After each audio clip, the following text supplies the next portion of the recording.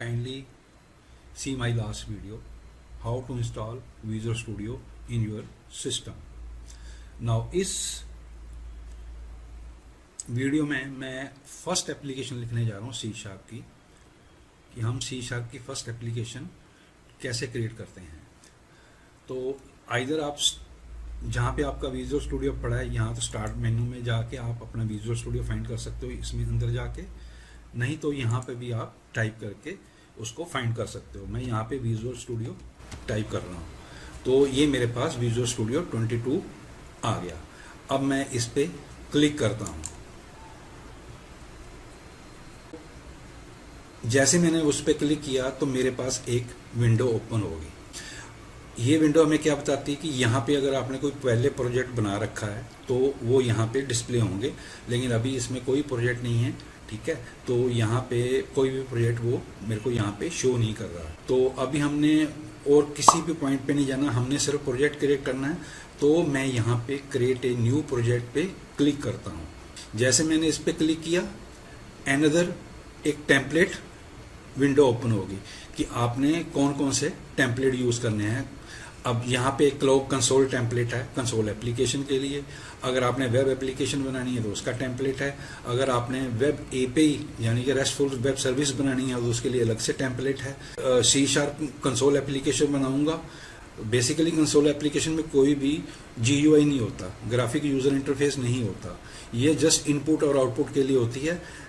यहाँ से भी मैं टेम्पलेट सेलेक्ट कर सकता हूँ, अदरवाइज मैं यहाँ से भी टेम्पलेट सर्च मार सकता हूँ। अगर मैं यहाँ पे कंसोल लिख दूँ तो मेरे पास सिर्फ कंसोल के ही सारे टेम्पलेट यहाँ पे आ जाएंगे। अब यहाँ पे C# कंसोल एप्लीकेशन C# में बन सकती है, VB.NET में बन सकती है, F# में बन सकती है। तो मैं यहाँ पे C# में एप्लीकेशन बना रहा हूँ और कंसोल उसका टेम्पलेट यूज़ कर रहा हूँ। मैं इस टेम्पलेट को सिलेक्ट करूँगा and then click on the next button. तो मेरे पास एक अनदर विंडो ओपन होगी। यहाँ पे मैं अपना प्रोजेक्ट का नाम दे सकता हूँ कि मेरे प्रोजेक्ट का नाम क्या होगा। तो और किस लोकेशन में मैंने स्टोर करना है वो मैं यहाँ पे फोल्डर बना के उसके अंदर रख सकता हूँ। आप C में भी रख सकते हो, अगर आपने पार्टीशन की तो D में भी रख सकते हो, E में भी रख सकते हो, वो डिपेंड करता है आपने कहाँ। मैं बेसिकली C में नहीं रखता, C में मेरे सारे सॉफ्टवेयर ही पड़े होते हैं। तो मैंने D में इसको स्टोर कर लिया है। और अगर मैं इस एप्लीकेशन का नाम देता हूँ हेलो वर्ल्ड, जो मैंने अपने प्रोजेक्ट का नाम हेलो वर्ल्ड रख दिया, और यहाँ पे वो कह रहा है कि सोल्यूशन फाइल और प्रोजेक्ट फाइल, हमारे पास दो फाइलें बनती हैं जब हम कोई भी प्रोजेक्ट क्रिएट करते हैं। तो कहता है सोल्यूशन फाइल और प्रोजेक्ट फाइल सेम फोल्डर में रखनी है। तो बाय डिफॉल्ट ये टिक है, इसको टिक रहने दो। फिर मैं नेक्स्ट पे क्लिक करता हूँ। तो अब यहाँ पे वो अनदर विंडो ओपन होगी। यहाँ पे वो पूछेगा कि आपने कौन से वर्जन में अपनी एप्लीकेशन बनानी है। ठीक, लेटेस्ट को यूज़ कर रहा हूँ। मैंने 6.0 को सिलेक्ट कर लिया और फिर मैंने प्रोजेक्ट पे क्रिएट पे क्लिक कर दिया। ये मेरा प्रोजेक्ट क्रिएट हो गया और मेरे पास ये वाला टेम्पलेट आ गया कंसोल एप्लीकेशन का। ठीक है जी, ये लेटेस्ट 6.0 में इन्होंने ना टेम्पलेट चेंज कर दिया है। तो ये 6.0 का टेम्पलेट है। तो अगर मैं कंट्रोल इस पे क्लिक करूं तो ये मेरे को माइक्रोसॉफ्ट की साइट पे लेके जाएगा। वहाँ पे मेरे को .NET 5.0 का और 6.0 दोनों का टेम्पलेट शो करेगा। क्या है ये मेरा 6.0 का टेम्पलेट है, जो 6.0 से पहले आते थे उसका टेम्पलेट ये है। तो मैं यहाँ पे जो पुराना टेम्पलेट है वो यूज़ करूँगा अपने फर्स्ट प्रोग्राम के अंदर, और इससे आपको ज़्यादा क्लैरिटी होगी। यहाँ से मैं इसको कॉपी कर लेता हूँ, पेस्ट कर देता हूँ। जो नेम स्पेस होती है वो आपका प्रोजेक्ट नेम होता है। इसको मैं अपना हेलो वर्ड नेम स्पेस दे देता हूँ। नाउ अब हम लाइन बाय लाइन इस कोड को अंडरस्टैंड करते हैं कि ये कोड कहता क्या है। फर्स्ट क्या है, यूजिंग सिस्टम। ये सिस्टम कहाँ से आया? बेसिकली जो सिस्टम है ये आपकी .NET फ्रेमवर्क की नेम स्पेस है। इसके अंदर बहुत सारी क्लासेस हैं, क्लासेस के अंदर आपके पास बहुत सारे मेथड्स हैं। इसको हम अपने प्रोग्राम के अंदर यूज़ कर सकते हैं इस सिस्टम क्लास को यूज़ करके। और ये क्या है, ये नेम स्पेस है हमारी जो हमारे प्रोजेक्ट ने क्रिएट की है। तो इसका नाम क्या है, हेलो वर्ल्ड। जो मेरा प्रोजेक्ट का नेम है वही मेरी नेम स्पेस होती है, ये उनकी नेमिंग कन्वेंशन है। तो हेलो वर्ल्ड मैंने इसको नेम दे दिया, जो मेरे प्रोजेक्ट का नाम था। ये मेरी नेम स्पेस है। इसके अंदर क्लास नेम क्या है, प्रोग्राम पड़ी है। और इस प्रोग्राम क्लास के अंदर मेरे पास मेन मेथड पड़ा। अभी आप क्लासेस के बारे में नहीं ज़्यादा सोचना, सिर्फ मेन मेथड के बारे में सोचना है। जो मेन मेथड है वो हमारा एंट्री पॉइंट है इस कंसोल प्रोजेक्ट का या इस कंसोल एप्लीकेशन का। जो भी लाइन सबसे पहले एग्जीक्यूट होगी वो मेन फंक्शन के अंदर जो भी पड़ा होगा उसको लाइन बाय लाइन वो एग्जीक्यूट करेगा। तो जो ये मेरी कंसोल डॉट राइट लाइन है, सबसे पहले ये एग्जीक्यूट होगी। अगर इसके पास नीचे सेकंड लाइन होगी तो second, third, fourth, fifth, six ऐसे करके होगी। जैसे हम इंग्लिश में लिखते हैं, कोई भी सेंटेंस बनाते हैं उसके अंदर फुल स्टॉप लगाते हैं। यहाँ पे सी शार्प के अंदर अगर हमने किसी भी लाइन को एंड करना है तो हम उसके लिए सेमीकोलन यूज करते हैं। अब ये कंसोल और राइट लाइन क्या है, ये मैंने बोला था कि डॉटनेट फ्रेमवर्क की जब हम क्लासेस को यूज करना है तो सिस्टम क्लास के अंदर ये कंसोल क्लास पड़ी है और ये राइट लाइन उसके अंदर मेथड पड़ा है।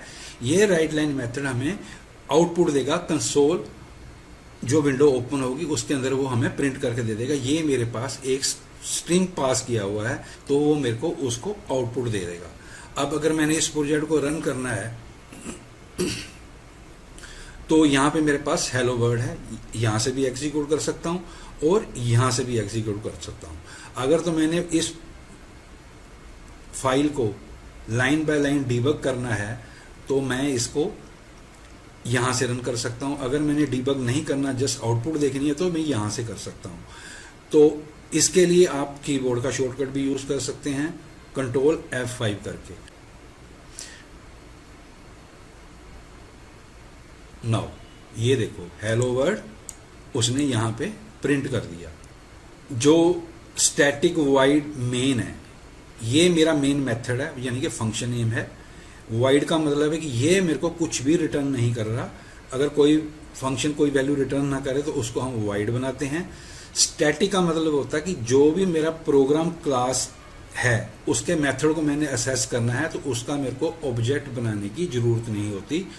मैं class name dot method name से उसको असेस कर सकता हूं। कंसोल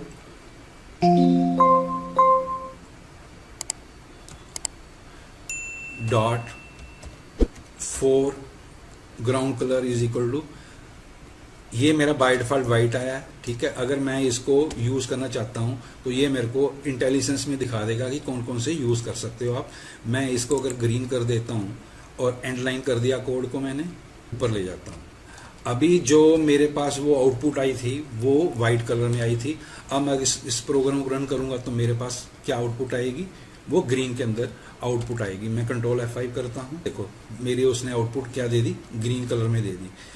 कहने का मतलब ये है कि जब सिस्टम नेम स्पेस के अंदर ये मेरे पास डिफरेंट क्लासेस, मेथड, प्रॉपर्टीज उसकी पड़ी, मैं इसको अपने प्रोग्राम में यूज करके, यानी कि उसकी प्रॉपर्टी और मेथड को मैं अपने प्रोग्राम में यूज कर सकता हूँ। राइट लाइन फंक्शन क्या करता है, ये जब भी आपका आउटपुट देगा तो नेक्स्ट लाइन में ही देगा, यानी कि पूरी लाइन के बाद नेक्स्ट लाइन आप ले सकते हो। अगर मैं यहाँ पे राइट लाइन की जगह राइट लिख दूं और यहाँ पे मैं लिख दूं हेलो,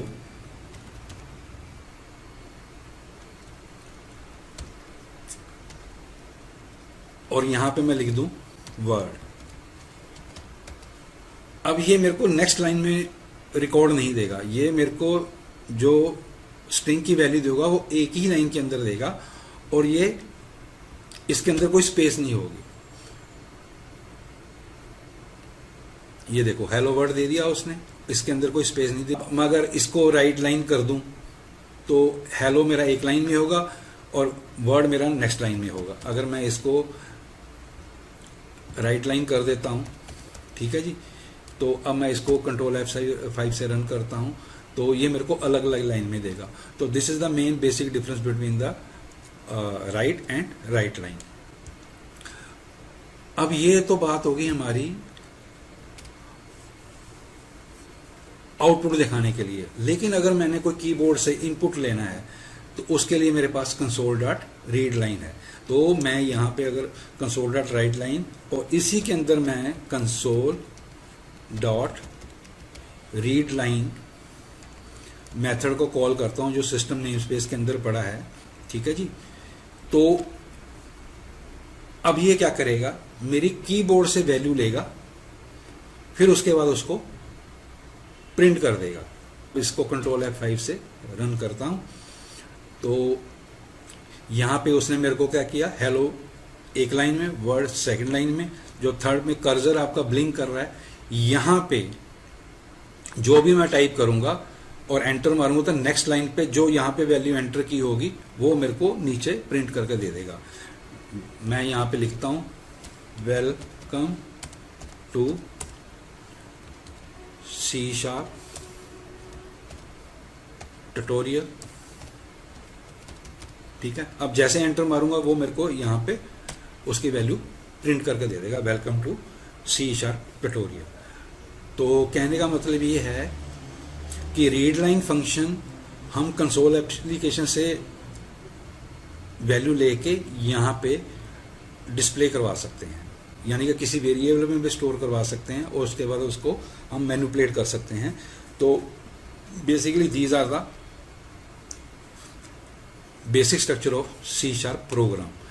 नेक्स्ट लेक्चर में या नेक्स्ट टॉपिक में आपको मैं फुल एक्सप्लेन करूंगा what is the name space.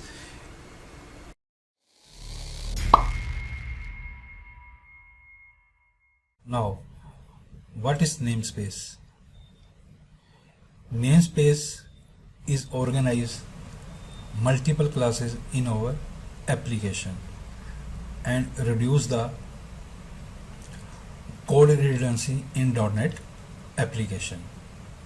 एक नेम स्पेस के अंदर हमारे पास मल्टीपल क्लासेस हो सकती हैं, हर एक क्लास का अपना डाटा मेंबर हो सकता है और उसके फंक्शंस हो सकते हैं।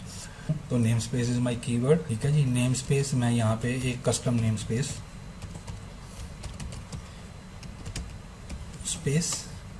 ये मैंने कस्टम नेम स्पेस बना ली, ये इसका ब्लॉक हो गया। Internal class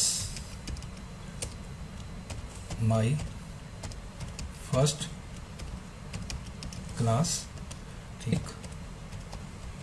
static void print message,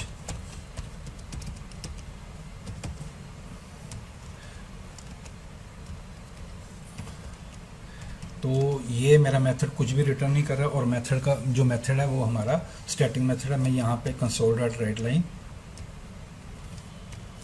my first custom name space. अब मैंने इसको असेस करना है अपने प्रोग्राम के अंदर, तो इसको मैं कैसे असेस करूंगा? अगर मैंने इसको असेस करना है तो मैं यहाँ पे लिखूंगा कस्टम नेम स्पेस दे दिया, डॉट जो मेरा क्लास नेम है फर्स्ट क्लास, एंड डॉट जो उसका मेथड है। मेथड मेरा स्टैटिक है, स्टैटिक मेथड को हम क्लास नेम के साथ असेस कर सकते हैं। अब जैसे मैंने इसको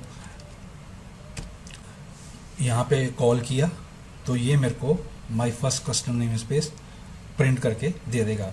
अब मैं इसको कंट्रोल F5 से रन करता हूँ तो ये मेरे को आउटपुट दे देगा my first custom name space. ये था कंसेप्ट नेम स्पेस यूज़ करने का। क्या मेरे पास जो नेम स्पेस है वो नेस्टेड हो सकती हैं? यस, हमारे पास जो नेम स्पेस है वो नेस्टेड भी हो सकती हैं। नेस्टेड का मतलब ये है कि एक नेम स्पेस, उसके अंदर नेम स्पेस, उसके अंदर क्लास एंड उसके अंदर क्लास के डाटा मेंबर एंड फंक्शन। इसको कॉपी मार लेता हूँ मैं, यहाँ पे कस्टम इसका नाम नेस्टेड नेम स्पेस रख देता हूँ और इसके अंदर मैं फिर एक नेम स्पेस क्रिएट करता हूँ, नेम स्पेस उसका नाम रख देता हूँ नेस्टेड। अब इसके अंदर मैं अपनी क्लास बना लेता हूँ। यहाँ पे मैं इसी को कॉपी मार लेता हूँ ताकि मेरे को बार बार ना लिखना पड़े, और इंटरनल क्लास माई इसका नाम मैं रख देता हूँ second class, my second class, और इसके अंदर मैं ये प्रिंट मैसेज का मेथड रखता हूँ। तो my first custom nested name space. अब जो आपका नेस्टेड नेम स्पेस है उसको आप कैसे कॉल कर सकते हो, उसको हम यहाँ पे name space dot nested dot my class and dot my print message, तो इसको मैं कॉपी मार लेता हूँ यहाँ पे। अब मैंने इस मेथड को कॉल करना है, तो यहाँ पे this dot nested dot my second class dot, यहाँ पे मैं प्रिंट मैसेज प्रिंट करवा सकता हूँ यहाँ पे। तो अब मैं इसको अगर रन करूँगा, ये देखा hello world my first class, उस मेथड को कॉल कर लिया, फिर उसने उस थर्ड मेथड को कॉल करके प्रिंट कर लिया।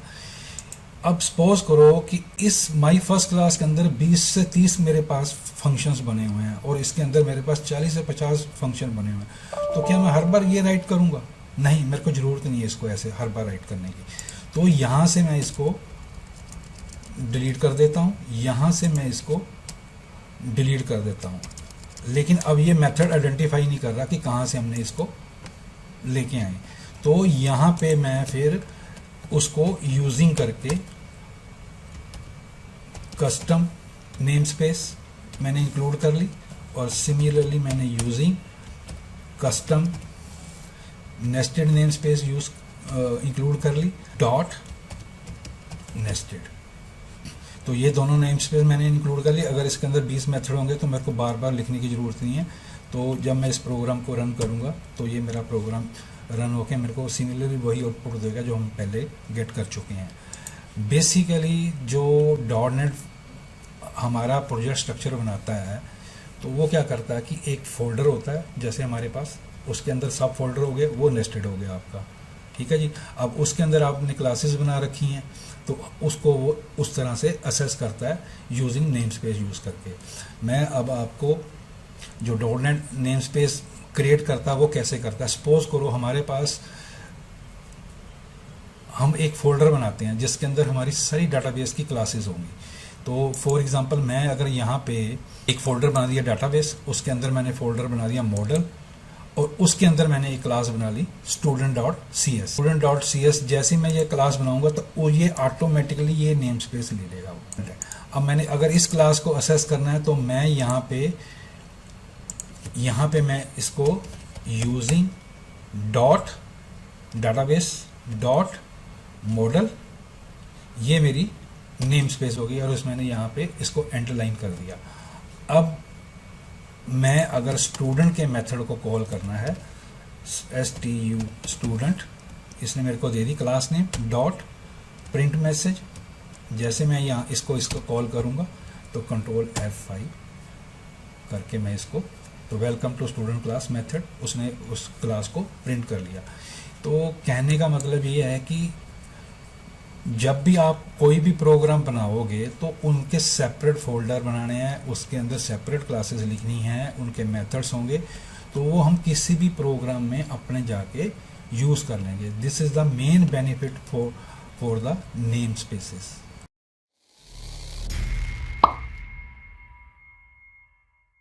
There are 3 type of comments in C#. One is single line comments, second is multi-line comments, and third is XML comments. अगर अपना कमेंट बहुत ज़्यादा छोटा है तो वहाँ पे हम डबल फॉरवर्ड स्लैश से हम सिंगल लाइन कमेंट्स लिख सकते हैं। इसको हम कहते हैं सिंगल लाइन कमेंट्स। अब हम यहाँ पे इस फंक्शन की फंक्शनैलिटी बता सकते हैं कि ये फंक्शन करता क्या है। जैसे राइट लाइन है तो print message on the console application, तो राइट लाइन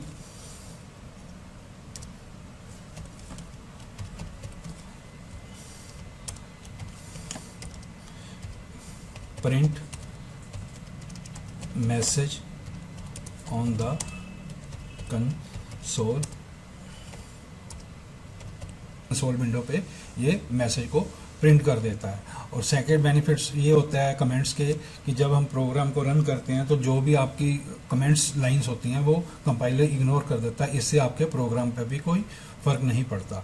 वो मल्टी लाइन कमेंट्स की, मल्टी लाइन कमेंट्स हम तब लिखते हैं जब हमारे पास कमेंट्स एक लाइन में ना आए, तो अगर फंक्शन की फंक्शनैलिटी काफ़ी बड़ी है तो हम उसको मल्टी लाइन में लिख सकते हैं। यहाँ कल को सपोज करो किसी प्रोग्राम ने एक ने काम किया, ए ने काम किया, तो कल को बी प्रोग्राम आएगा, वो उसमें कुछ चेंजेस कर देगा, तो वो प्रोग्रामर ए अपना कमेंट्स में लिख देगा कि मैंने इस फंक्शन पे ये फंक्शनैलिटी लिखी थी, प्रोग्रामर बी लिख देगा मैंने इस फंक्शन पे इस डेट को ये फंक्शनैलिटी लिखी थी। तो मल्टी लाइन जो कमेंट्स होते हैं forward slash star then star and forward slash, ये होते हैं हमारे मल्टीपल कमेंट्स। तो फॉर एग्जांपल मैं एक फंक्शन बनाता हूँ, मैं इस फंक्शन को ही कॉपी कर लेता हूँ और मैं यहाँ पे डिस्प्ले मैसेज और यहाँ पे मैं एक स्ट्रिंग पास कर देता हूँ, स्ट्रिंग मैसेज, और यहाँ पे मैं इसको प्रिंट करवा देता हूँ।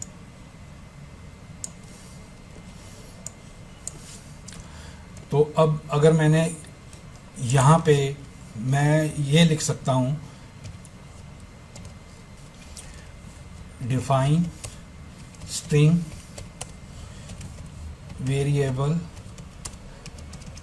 assign the value and pass to the function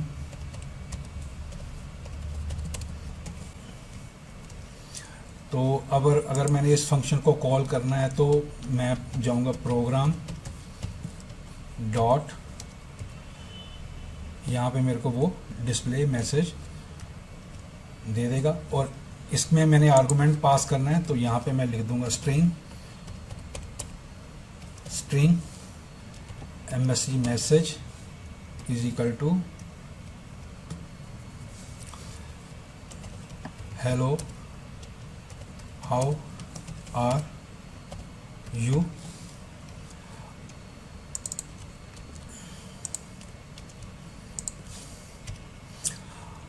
और ये इस वेरिएबल में आके स्टोर हो जाएगा और ये यहाँ पे लाइन वो प्रिंट कर देगा कंसोल एप्लीकेशन। आपकी फंक्शनैलिटी कॉम्प्लिकेटेड भी हो सकती है, तो अगर आप सपोज करो महीने के बाद आओगे तो आपको पता लगेगा कि इस डिस्प्ले फंक्शन कर क्या रहा है, अगर आपकी कॉम्प्लेक्स फंक्शनैलिटी होगी। तो अब मैं इसको रन करता हूँ, तो ये था कंसेप्ट आपका मल्टीपल कमेंट्स का। थर्ड टाइप ऑफ कमेंट्स होते हैं आपके XML, ये 3 फॉरवर्ड स्लैश से चलते हैं और 3 फॉरवर्ड स्लैश से बंद होते हैं, तो ये भी कंपाइलर इग्नोर कर देगा। इसको हम कहते हैं XML कमेंट्स। ये बेसिकली मोस्टली हम यूज़ करते हैं, ये यूज़र डिफाइंड फंक्शन होते हैं। डिस्प्ले मैसेज मेरे पास फंक्शन नेम है, अगर मैं यहाँ पर ट्रिपल फॉरवर्ड स्लैश डालूंगा तो ये मेरे को पूरे का पूरा कमेंट दे देगा। इनको हम कहते हैं XML comment. Right message on the screen, तो यहाँ पे मैंने बता दिया कि ये फंक्शन क्या करता है। अगर मैं इसको ज़्यादा बड़ा लिखना चाहता हूँ तो फंक्शन की कॉम्प्लेक्सिटी ज़्यादा, तो मैं इसको और भी ज़्यादा डिटेल में लिख सकता हूँ। और ये नेम बता रहा है कि यहाँ पे पैरामीटर पास हो रहा है, ठीक है जी। मेन है, यहाँ पे मैं अगर ट्रिपल डालूंगा तो मैं बता सकता हूँ main is the entry point of any console application, execution always start here. तो ये था सिंगल लाइन कमेंट्स क्या होते हैं, मल्टीपल लाइन कमेंट्स क्या होते हैं और XML कमेंट्स क्या होते हैं।